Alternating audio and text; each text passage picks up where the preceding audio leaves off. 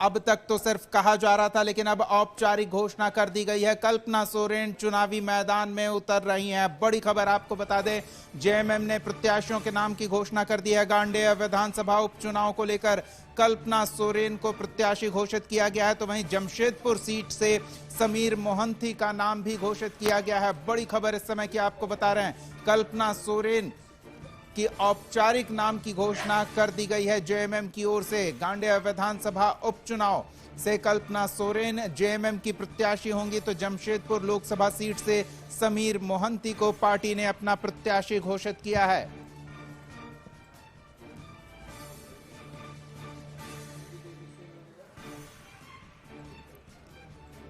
तो एक और पार्टी प्रत्याशियों के नाम की घोषणा कर दी गई है। तो महागठबंधन आईएनडीआई अलायंस की ओर से घोषित कैंडिडेट्स नॉमिनेशन के लिए भी पहुंच रहे हैं। आपको बता दें, कांग्रेस के सिंबल पर आईएनडीआई अलायंस के साझा उम्मीदवार सुखदेव भगत नामांकन के लिए पहुंचे। वो तस्वीर भी हम आपको दिखाते हैं। लोहरदगा सीट से मैदान में है सुखदेव भगत और विशाल जुलूस के साथ हजारों समर्थकों के साथ नामांकन के लिए गुमला के कचहरी परिसर पहुंचे और फिर जिला निर्वाची पदाधिकारी कार्यालय में अपना नामांकन दाखिल किया। नामांकन के बाद नगर भवन में चुनावी सभा भी हुई। नामांकन के दौरान सुखदेव भगत के साथ मंत्री डॉक्टर रामेश्वर उरांव, आलोक साहू सहित कई नेता और पार्टी के कार्यकर्ता शामिल रहे। चुनावी सभा को संबोधित करने के लिए मुख्यमंत्री हेमंत सोरेन भी पहुंचे। नामांकन से पहले सुखदेव भगत ने मंदिर, मस्जिद और मजारों पर माथा टेकते हुए जीत की प्रार्थना की और जीत का दावा भी किया। जातीय संघर्ष की ओर बढ़ी है।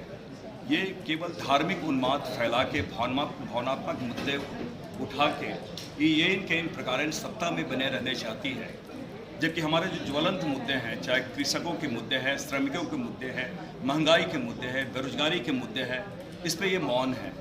और ये लगता ही नहीं है कि अपने दायित्वों के प्रति थोड़ा भी ये इन्हें एक सेंस है। मणिपुर जिस प्रकार चल रहा है, क्या कभी ये मणिपुर गए हैं जिस प्रकार जातीय संघर्ष वहाँ पे है? ऐसा नहीं लगता है कि ये इस देश के प्रधानमंत्री हैं, ये परिधान मंत्री बन चुके हैं। मोदी जी देश के प्रधानमंत्री नहीं, ये परिधान मंत्री है। तो चलिए सीधे रांची का रुख करते हैं। सहयोगी रुचि शर्मा हमारे साथ जुड़ रही हैं। रुचि, लोकसभा चुनावों को लेकर गहमा गहमी पर हम बात करने वाले थे, लेकिन अभी अभी खबर आ गई है कि जेएमएम ने कल्पना सोरेन के नाम की औपचारिक घोषणा कर दी है गांडेय विधानसभा उपचुनाव में पार्टी प्रत्याशी के तौर पर। तो पहले हम उस पर जानना चाहेंगे, किस तरह से जो कल्पना सोरेन अब मैदान में आ चुकी हैं, सक्रिय राजनीति में आ चुकी हैं, माहौल बना हुआ था लेकिन अब औपचारिक घोषणा कर दी गई है।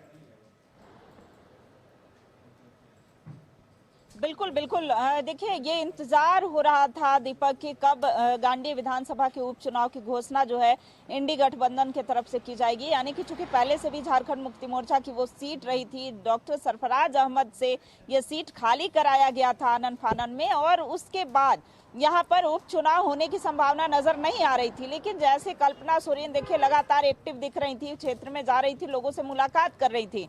जब इलेक्शन कमीशन ने वहां उपचुनाव की घोषणा कर दी, उसके बाद एनडीए की तरफ से बीजेपी के प्रत्याशी के नाम की घोषणा बहुत पहले ही हो चुकी है। और उसके बाद झारखंड मुक्ति मोर्चा की तरफ से हालांकि ये बातें अनौपचारिक रूप से कही जा रही थी कि कल्पना सोरेन ही वहां से चुनाव लड़ेंगी, लेकिन अब उन खबरों पर मुहर लग गई है और अब कल्पना सोरेन ही प्रत्याशी होंगी। तो देखिए, गांडे विधानसभा का उपचुनाव होगा और बता चुके झारखंड मुक्ति मोर्चा के वहां कैडर वोटर हैं, यानी कि झारखंड मुक्ति मोर्चा का गढ़ कहा जाता है, वहां पर वोटर्स की संख्या अत्यधिक है। तो ये माना जा रहा है कि वहां उपचुनाव में चूंकि लगातार इससे पहले भी वो जनसभा करती रही हैं, लोगों से मिलती रही हैं, वहां जिला अध्यक्षों से भी मुलाकात की है, वहां महिलाओं से, यानी कि जनसंपर्क वो पहले से ही कर रही थी।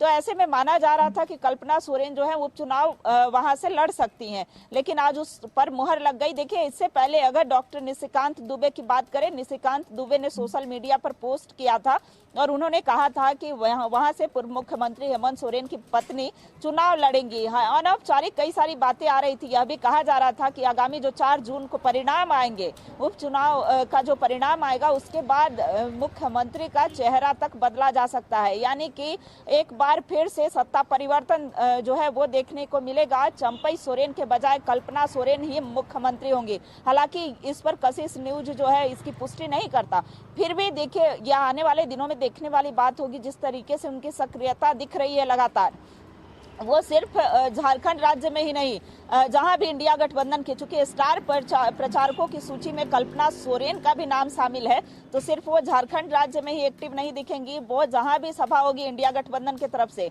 वहां कल्पना सोरेन जा सकती है। तो उनकी सक्रियता को देखते हुए यह अनुमान लगाया जा रहा था कि कल्पना सोरेन जो है सत्ता की बागडोर जो है संभाल सकती हैं, और ये तो आने वाले दिनों में देखना होगा। दूसरी बात दीपक, देखिए जमशेदपुर लोकसभा संसदीय सीट के लिए वेट एंड वॉच की स्थिति थी, यानी इंडिया गठबंधन के तरफ से प्रत्याशी कौन होगा आज वो क्लियर हो गया। यानी कि झारखंड मुक्ति मोर्चा की वो सीट रही थी 7-5-1-1 का जो फॉर्मूला तय हुआ था, उस फॉर्मूले के आधार पर 5 में से 4 सीटों की घोषणा झारखंड मुक्ति मोर्चा ने कर दी थी। एक सीट के लिए इंतजार किया जा रहा था, कई नाम सामने आ रहे थे, लेकिन आज समीर मोहंती के नाम पर वो मुहर लग गई है। समीर मोहंती झारखंड मुक्ति मोर्चा के विधायक हैं, अब वो लोकसभा का चुनाव लड़ेंगे। तो देखना होगा कि इंडिया गठबंधन की मजबूती जो है जमशेदपुर लोकसभा संसदीय क्षेत्र में कितना दिखता है। हालांकि इस बार चूंकि उपचुनाव भी हो रहे हैं, या लोकसभा चुनाव के साथ साथ विधानसभा का उपचुनाव भी हो रहा है, और गांडे लिए चलते, यानी कि गांडे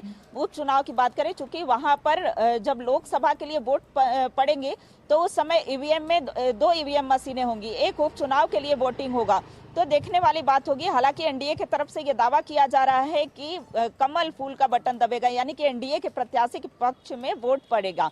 हालांकि पूरी दावेदारी है, झारखंड मुक्ति मोर्चा का दावा है कि हमारी जीत होगी, उपचुनाव में जीत दर्ज करेंगे। हालांकि इस सवाल पर वो चुप्पी साध लेते हैं कि क्या सत्ता परिवर्तन होगा, क्या चंपई सोरेन के बजाय मुख्यमंत्री यानी कि राज्य की बागडोर कल्पना सोरेन संभालेगी, इस बात पर वो अभी बोलने से कुछ भी इनकार कर रहे हैं। लेकिन 4 जून को परिणाम के बाद ही आगे क्या होगा, इस पर आरोप प्रत्यारोप भी कुछ ज्यादा जल्दी हो रहा है। वो चुनाव परिणाम के बाद ही स्थिति स्पष्ट होगी कि कौन कहां किस स्थिति में पहुंचेगा। बहुत बहुत धन्यवाद रुचि इस तमाम बातचीत और जानकारी के लिए। तो झारखंड के 14 लोकसभा सीटों पर पार्टी प्रत्याशियों की घोषणा पूरी कर ली गई है। नॉमिनेशन अलग अलग जगहों पर जिस चरण में चुनाव है वहां की प्रक्रिया भी चल रही है, लेकिन इन 14 सीटों से ज्यादा सुर्खियां बटोरता दिख रहा है एक सीट पर होने वाला विधानसभा का उपचुनाव, क्योंकि वहां झारखंड के पूर्व मुख्यमंत्री हेमंत सोरेन जेएमएम के सबसे प्रभावशाली नेता की पत्नी चुनावी मैदान में पार्टी प्रत्याशी के तौर पर उतर चुकी हैं। क्या होगा, अपडेट हम आपको करते रहेंगे। फिलहाल न्यूज रूम लाइव में इतना ही। कशिश न्यूज पर खबरों का सिलसिला जारी रहेगा, देखते रहिए कशिश न्यूज।